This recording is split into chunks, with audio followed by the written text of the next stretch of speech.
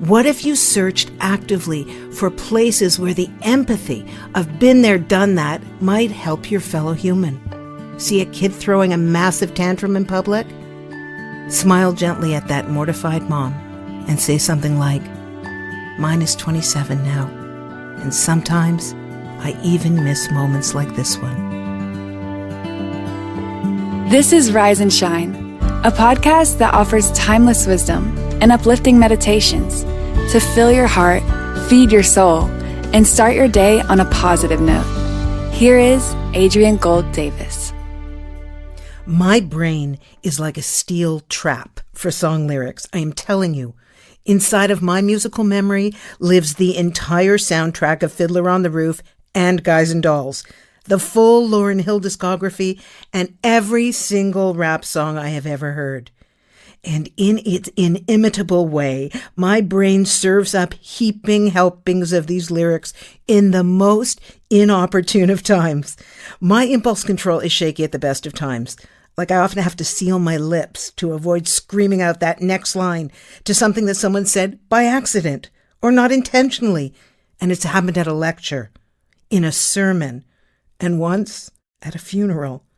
And I simply can't help myself. I have to finish the next line in my head before I can go back to listening. And then I file it to tell a friend later who shares the same tic with me.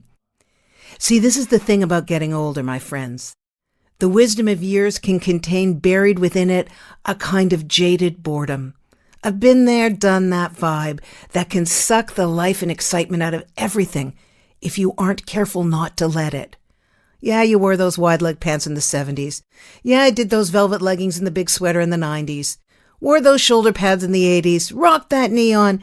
And doesn't that song sound just like that old blah, blah, blah, blah, blah? And stucco, the new wall finish.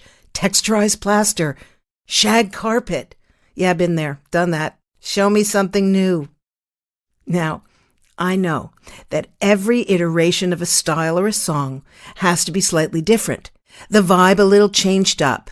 The lapels or the lyrics freshened up. But you live long enough, and trust me, you've seen that before. And it can make you a little jaded, a little world-weary. And yet, even these feelings are not new. The oh-so-wise King Solomon said in Kohelet, or Ecclesiastes in English, that what has been is what will be, and what's been done is what will be done, and there is nothing new under the sun. And in fact, this is the absolute truth. And it's perhaps the most comforting truth of all. Why? Well, because it means that someone somewhere has felt what you're feeling, lived through what you're living through, cried over what you're hurting about. And there's wisdom that can be gleaned from the experience of others. So we're never alone in our struggles. There's a precedent out there, tools and timeless wisdom to help us through our day. We just have to want to mine it. You know, sometimes mothers engage in a sort of competitive withholding of their experiences because no one wants to be the first to admit that their kid was the class biter, or that their kid ate their own snot, or that their marriage is basically abstinent, or that their spouse is out of work and they're shouldering the whole family. And so we suffer in silence and refuse to reach out, terrified of being the only one with this problem, this issue. And the shame of that is absolute. And the shame of being revealed as flawed is somehow worse than the problem itself. So here's the thing. If there is truly nothing new under the sun, then you can take comfort in the fact that you're not alone. Just because no one is admitting something publicly does not mean that it doesn't exist. There is nothing new under the sun. You know, there's a reason that the self-help section in the bookstore grows exponentially. You feeling worried about having a spirited child? Well, there's at least 30 books about this one, trust me. Experiencing postpartum or menopause lack of desire, tons of books. There's something so comforting about seeing those stacks of shelves. Just by existing, they destigmatize the very thing that you're desperate to hide. You're not alone. What if we were more open and transparent about the trials and traumas of parenting or marriage? Now, not as a way of grandstanding or seeking attention through manufactured vulnerability. No, never that. But as a generous social transparency that will destigmatize the very act of being human, to remind all of us that there is nothing new under the sun and that we're not alone. That there is an army of people open and willing to share their experiences, strength, and wisdom to see you through this period of your life. To have that army at your back, though, you need to be a soldier in it yourself. What would happen if today you walked through your day not just listening for that lyrical line or the repeated fashion statement? What if you searched actively for places where the empathy of been there, done that might help your fellow human?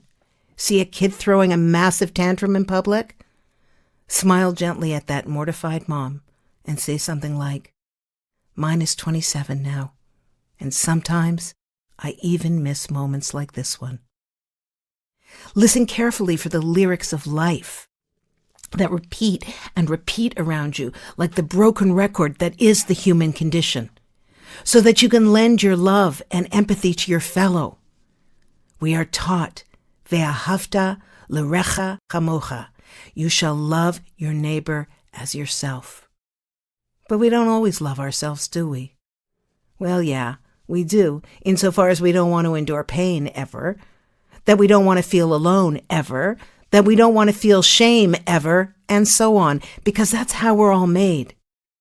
This is a way to love your neighbor as yourself, by internalizing Hillel the Elder's comment on this concept. What is hateful to you, do not do to your neighbor. That is the whole Torah. The rest is commentary. Now go and learn it.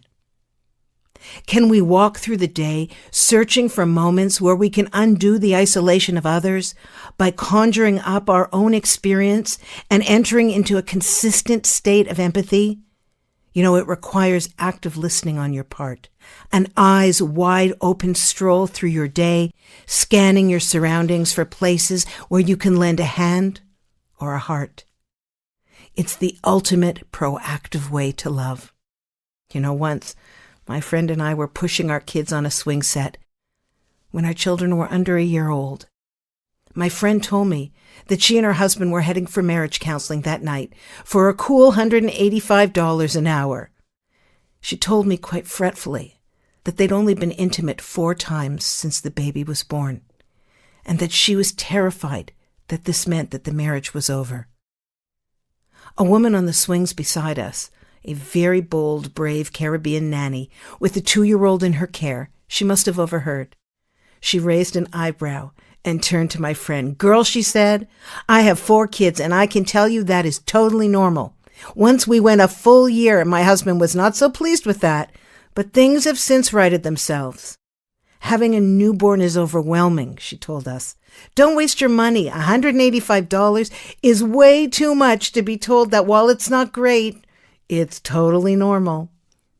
And so my friend and I put our kids in the strollers and walked directly to a shoe store. Yes.